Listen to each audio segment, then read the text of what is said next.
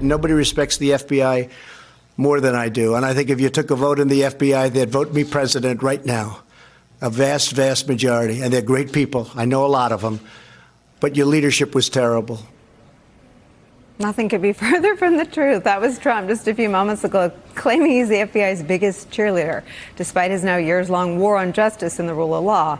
Who's the biggest loser in that post-truth campaign by the president? A new book by Pulitzer Prize-winning New York Times journalist Jim Stewart leads one to wonder if the answer isn't the FBI. In his gripping narrative, Stewart answers some of the enduring questions about the Mueller probe, about why Jim Comey did what he did during the Clinton email investigation, and where we go from Mueller's failure to curb Donald Trump of his insatiable appetite for foreign interference. Joining our conversation, New York Times columnist Jim Stewart, author of the new book, Deep State, Trump, the FBI, and the Rule of Law. First of all, this is a fantastic read, and it answers so many questions about all the things that we talk about here every day. And I wonder if I could just sort of get your thoughts, having spent time with some of the people who, it would appear to me, people like Jim Comey and Andy McCabe sacrificed everything to pull a fire alarm. Jim Comey, when he sort of revealed in testimony and in memos he'd written that he'd been asked to take a loyalty oath, that he'd been asked to stop investigating Mike Flynn.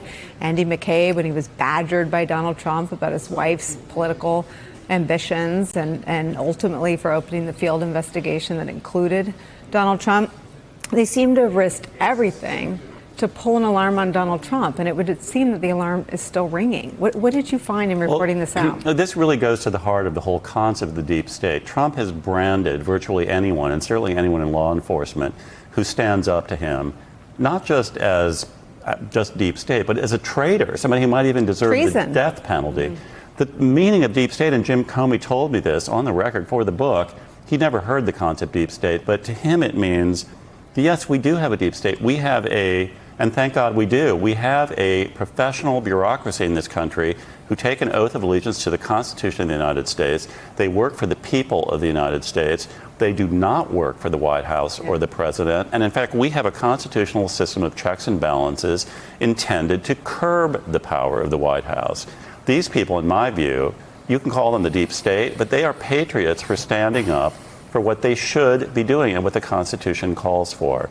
Trump's response is literally to prosecute them. He now has a Justice Department that he has bent to his will, and they are out pursuing criminal investigations against Comey, McCabe, Strzok. Everybody who dared to defy him is literally terrified that they could be indicted. Well, they didn't defy him. They were trying to investigate Russian interference, and it would seem that they only made contact with him where he was involved in Russian interference. Well, again, right? I think a critically important point you see here is far from being zealously trying to throw Trump out of the White House, they were cautious. They were restrained. Were they too cautious? That's a good question. I mean, I think, honestly, Mueller was too cautious. I think the FBI did a very good job on that investigation. They gained the evidence. But Mueller did not require Trump to testify about obstruction of justice. He did not require him to testify about anything that happened after he became president. And he didn't reach any conclusions, or at least he wouldn't reach a legal conclusion. He reached a lot more conclusions than I think Trump acknowledges or that most people recognize. And again, I lay that out in the book. Mm-hmm. But Mueller, I don't understand it really. He was a trained prosecutor. It's like when it really came down to the wire, he folded. Well, I was going to ask you this because you go deep in some of those enduring mysteries, I call them, the Mueller probe. Is it your personal opinion that Mueller failed?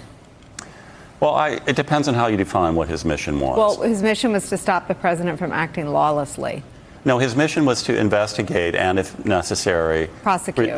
Or recommend prosecution. Yes. Which would have the effect, I mean, if you're just a bank robber, if you're arrested and then prosecuted, often you get out of jail and go commit more crimes. But the intent, I think, of law enforcement structurally is to get you off the streets, to serve your time, to try to rehabilitate you. If you apply that to the Mueller probe, did he succeed? Or the fact that he got on the phone the next day with the Ukrainians, does that suggest he failed? Well, even Barr, who, let's face it, has not been standing up to Trump in any way, but even Barr said he was shocked that Mueller gathered all this evidence and then said, I'm not going to reach a conclusion of law. Now, he had his reasons, and I spelled them out in the book, but the fact is, Mueller did, if you take every element of the crime of obstruction of justice Mueller found the facts. You can tick every box. Motive, yes. Act, yes. Interference with a pending investigation, yes. Intimidation of witnesses, yes.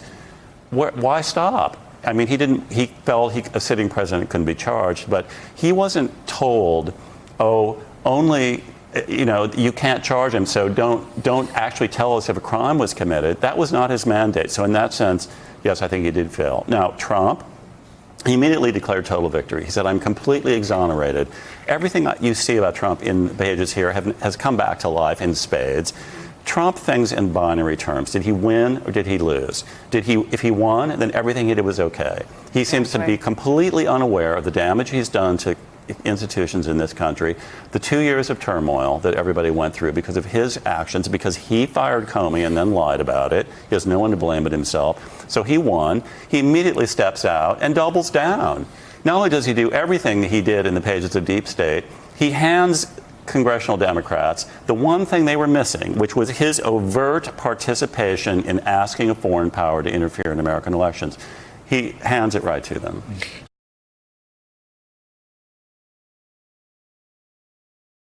Hey there, I'm Chris Hayes from MSNBC. Thanks for watching MSNBC on YouTube. If you want to keep up to date with the videos we're putting out, you can click subscribe just below me or click over on this list to see lots of other great videos.